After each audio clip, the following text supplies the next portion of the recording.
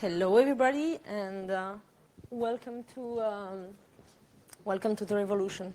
I'll explain later what that is.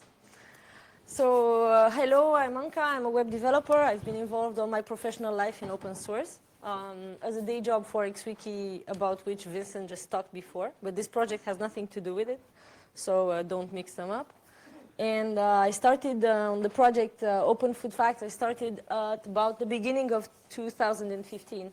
If you want to talk to me, the best thing is to ping me on Twitter. So this Open Food Fact is about the fact that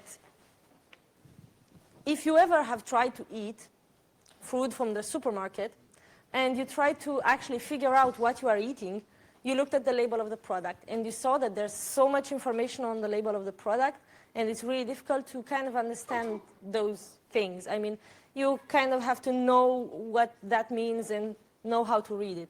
So this is only one packaging. Now imagine that you're trying to pick some cereal for breakfast and you have like 43 boxes with all that information on it and you're trying to understand which cereal you should pick.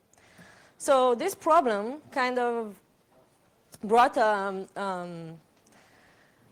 us to try to make a database of all this information about the food products and put it on the internet, somewhat like Wikipedia.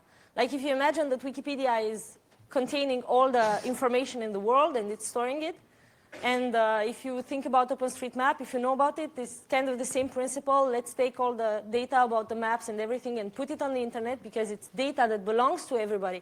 And so it should be available freely to everybody. That's what we did with food products, with information about the food products. We took them from the labels of the product and put them on the internet to be available for everybody. When I say us, I mean us, the people. I mean us, the citizens, like normal people, regular people. There's no like organization, company, or whatever who is controlling this. It's like the people that participate to create this thing. So the way it kind of looks like this. So the result looks kind of like this. This is a main page of the Open Food Facts website. You have the products and the list of recently added products and things like that. And then if you want to see the page for one product, it has the name of the product, a little image here. Here, I don't have a laser. Do you have a laser? This is a laser. Yeah. There's a red button. Yes. You have the image of the product, and then you have various information like the quantity and all the things that you can find on the label of the product. Of course, there are the ingredients of the product with interesting stuff like what are the allergens in it, what are the additives in it, and things like that. And also the nutritional facts that are written on the label of most of the products. It's kind of the law in a couple of European countries, or almost the law in a couple of European countries. So you have all this information on the label of the product. We take them from there and we put them on the website. So that's how you have all this information. In practice, the way it actually works is that you do that with your mobile phone. There's a web application. There's a mobile application. There are multiple mobile applications because it's an open project. Everybody can contribute. So you install the application on your phone, and then you scan the barcode of the food product, and then you take pictures of the label of the product which contains this information. Like you take a picture of the nutritional fact, one of the ingredients, and other interesting information that you find on the label of the product. And those pictures get sent to the website where you can come and fill in the product page from those pictures. Now, the pictures are quite important. When I say fill in the data, you can do it manually or you can be assisted by OCR to kind of easily read the text from the label if the photo is good enough. Now, what's interesting is that the photo is actually a proof and the source of the data. And the proof is quite important because that's why it's facts. I mean, the idea is that we're not actually inventing information or following some marketing or whatever. We're trying to say what the producers say about the food. What the producers declare about the food, we're just indexing it and creating this huge database of things. And when I say huge database, you will wonder, what are we doing with this data? Why are we collecting so much data? And what are the interesting things that we can do with this? You probably have your own ideas by now. I'm gonna give you our ideas of what do we do with this data. So first of all, when we try to standardize the data and ingredients and additives and things, you get a personal benefit because you get to understand the label of the product a little bit better. Then you can compare products between them, and then all this database can be explored by various criteria, like categories of products, which product contains this additive or not, or things like that. And obviously, you can do statistics. Yay, I love statistics. So you can do a lot of nice statistics. These are actual data. These are the actual statistics about the yogurts that we have in the database. And there was a campaign to open the yogurts, and we collected information from the users that contributed this information. We collected information about 4,000 types of yogurts, and we have here the statistics for the nutritional information of these 4,000 yogurts. This is actually very interesting information because you have it nowhere else. If you try to get this information from a producer, he's going to give you the information about their own yogurts. They're not going to give you the information about the competition yogurts. If you try to get this from a supermarket, they're probably not going to give it to you because it's not open, and it's a competitive advantage that they have to analyze this. So this is actually the only place where you can get this kind of information about the food that you eat. And what's better than statistics? Graphs. So you can also make this kind of stuff. You go on the Open Food Facts website, and there's a little button on the top right. And you can create this kind of graphs. This is a graph that shows, I need to find the English word. Fat, yeah, thank you. That shows fat and sugar for the breakfast cereals. And you can see kind of where do they place. Like there's a lot of products here, like most of the breakfast cereals are between 20 and 30 grams of sugar per 100 grams. And kind of there's a lot of them that are concentrated in this area. So you can do this kind of exploration in this big database of products. You can also zoom the graph. I'm going to say this for people that are going to try to make this graph today and will find that there's thousands and thousands of dots on that graph and will not understand anything from it. Know that you can zoom it. What else you can do with this data? You can reuse it in various applications because the database is free, it's an open database license, so you can reuse it however you want and do interesting things with it. And these are a couple of people that have done interesting things with it. There's a game that proposes you to guess how much sugar there is in products. There's an application that proposes to help you find out when your food will expire so that you don't forget about it in the fridge. There's an application that kind of proposes you to be your personal assistant to tell you what you eat. This is good, this is not good, stop eating this, get this, has less sugar. So if people are a fan of that, they can install it. There's an application to help people manage their health. This is for managing people that have diabetes to control what they eat and what is good and dangerous for them. And also even like a kitchen scale that uses data from the database to tell you more about the product that you're weighting on it. It can also be used as citizen science. Citizen science meaning that the data that we have collected has been used to validate a formula to compute the nutritional scores in France. So there's a professor that has created this formula with his team, and he needed data to validate the formula for computing these scores. He used the data of Open Food Facts, so that's quite great, actually, because we participated to making the world a better place. And it was also used by various newspapers to actually, when this was in the news in France, there were a lot of people that were discussing about it, and newspapers did their own investigation and things like that.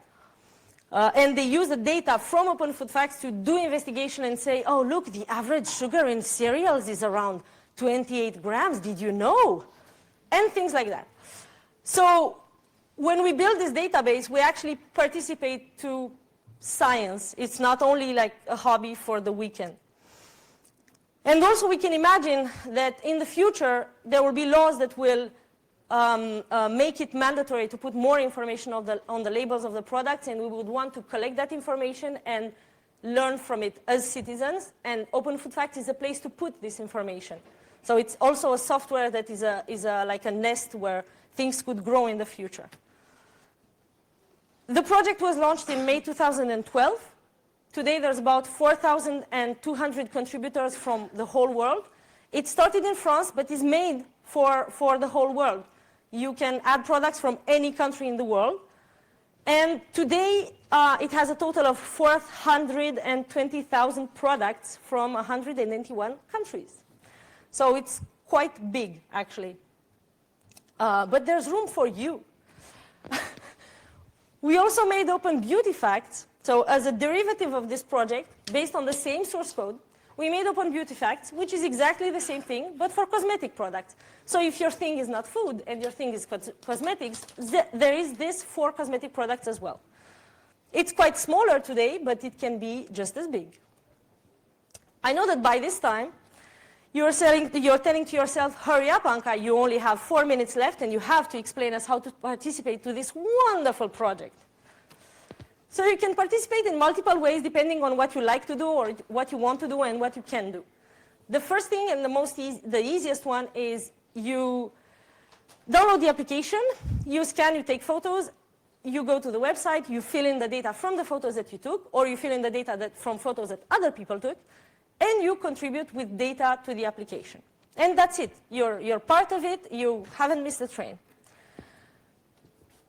The next way to contribute is by creating a community or by participating to the community, if that is what you know how to do. You can talk around you can make presentations. Here is a very mixed crowd from all around Europe. I can tell you there's countries in Europe where there's about 93 products added, so you can do the 94th, 95th, and so on. So you can actually start the thing in your country or participate to a country that you know. You can translate in a language and things like that. And also, if you are a food geek or a cosmetics geek, you can come in the community and teach us more about these things, because we don't know everything. Or you can also come and develop with us, because we also need that. We need Perl developers. Perl developers, please come. Yes, I see hands. Great. So we need Perl developers. There's a large database. There's a huge database which is in MongoDB. So if your thing is big data treatment and machine learning and things like that, know that this is actually a wonderfully big database with lots and lots of data to have fun with. Also, mobile development, which can be cross-platform or specific to iOS, Android. And also know that we are trying to get into the Google Summer of Code 2018 as a mentoring organization, so stay tuned. Maybe we'll be in, and maybe you can be a student or a mentor. Also, one way to contribute is to actually reuse the data, make your own applications, and contribute back to the database of origin, because that's what the license says. So you can use it and give something back to the community. You can get in touch by Twitter or by going to the website or by Slack. Do you have any questions for about 2 minutes? Yes? What about data quality? How do you share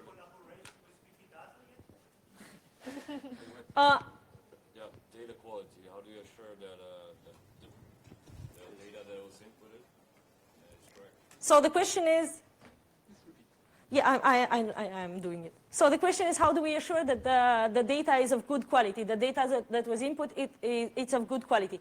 The principle is the same as Wikipedia. The principle is that there will be enough people looking at it to correct it if it's wrong. The principle is you cannot add data if you don't have a photo to prove it. And so if somebody takes a photo and fills in the wrong data from it, or if he tries to fill in data that he doesn't have a photo for, it means that it can be wrong data. So if we have a large enough community and enough people looking at the data, they will correct it eventually. That is the principle of the... Yeah, it's exactly the Wikipedia concept. Yes? There was a question back there. Is there a collaboration with Wikidata yet? Do we have a collaboration with Wikidata yet? Yes, there are links between Open Food Facts and Wikidata, and there's bridges to bring data from one to another. Yes? Do you allow producers to provide you with information directly, and do you allow them to provide more information than is available on the label, such as information about sustainability? Do we allow producers to provide information directly, and do we allow them to provide more information that is already on the label, such as sustainability? The answer is, I think, yes. On our license. So the data that they provide needs to be provided under our license. Time's up, people tell me, but we'll be hanging in the hallways, and you can find us there. Thank you.